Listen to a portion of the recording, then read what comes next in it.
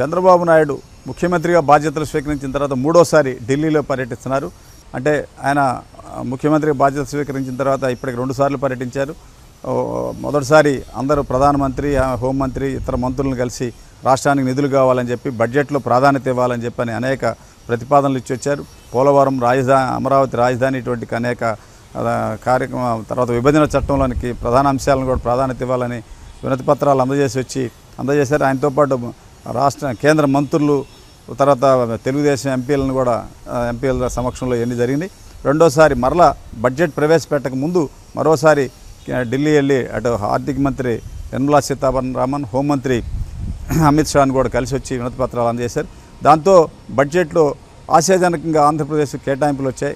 రైల్వేలో కానీ, పోలవరానికి కానీ, తర్వాత రాజధాని అమరావతికి కానీ అనేక రూపాల్లో నిధులు కేటాయిస్తున్నట్టుగా బడ్జెట్లు ప్రతిపాదించారు. దీంతో మూడోసారి మరలా ఆయన ఢిల్లీ పర్యటనకు వెళ్తా ఉన్నారు.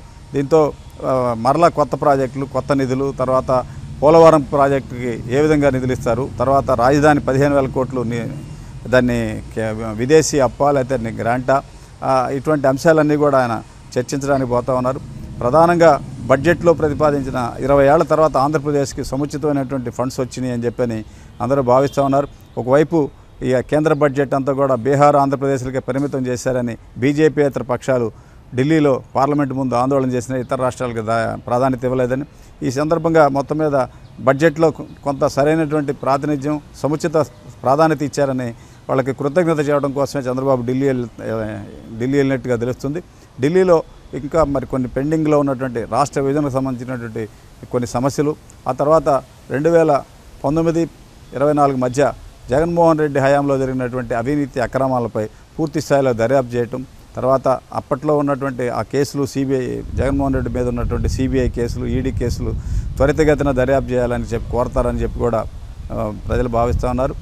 కొంతమంది రాజకీయ పక్షాలు కూడా దీని మీద పెద్ద ఎత్తున జరుగుతున్నాయి. మరోవైపు వైకాపాకు చెందినటువంటి కొంతమంది రాజ్యసభ సభ్యులు బీజేపీ కానీ తెలుగుదేశంలో కానీ చేరడానికి సిద్ధంగా ఉన్నారు. వాళ్ళని బీజేపీలో చేర్చుకోవాలా, తెలుగుదేశం పార్టీలో చేర్చుకోవాలనేది కూడా ఢిల్లీలో ఉన్నటువంటి బీజేపీ నేతలు చంద్రబాబుతో చర్చించే అవకాశాలు ఉన్నాయి. ఇప్పటికే 4-5 రాజ్యసభ సభ్యులు క్లియర్గా పార్టీ ఫిరాయించడానికి సిద్ధంగా ఉన్నారని చెప్పి వార్తలు వస్తున్నాయి. ప్రధానంగా నెల్లూరు జిల్లాకు చెందిన బేదా మస్తానరావు, తెలంగాణ చెందిన కృష్ణయ్య, పారిశ్రామికవేత్త నత్వల్, మరికొంతమంది రాజ్యసభ సభ్యులు పార్టీ ఫిరాయించడానికి సిద్ధంగా ఉన్నట్టుగా సోషల్ మీడియాలో తెలుస్తోంది.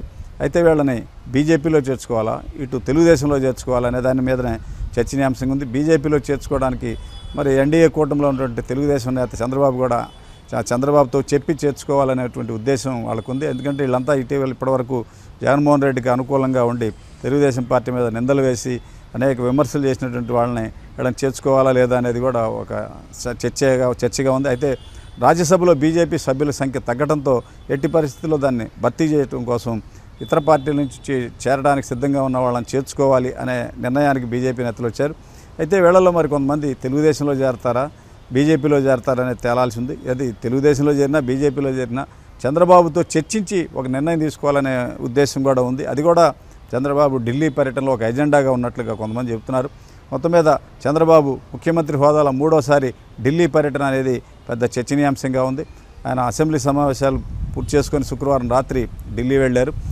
ఢిల్లీలో 2 రోజుల పాటు ఉండి ఈ పెండింగ్లో ఉన్నటువంటి కొంత బడ్జెట్ కేటాయింపులకు సంబంధించిన అంశాలు, ఇతర అంశాలను కూడా ఢిల్లీలోని కేంద్ర మంత్రులు, ఇతర అధికారులతో చర్చలు జరిపే అవకాశాలు ఉన్నట్టుగా తెలుస్తోంది.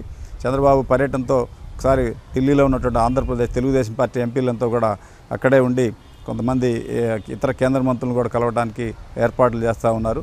ఇది చంద్రబాబు పర్యటనకు సంబంధించినటువంటి ప్రధాన అంశాలు.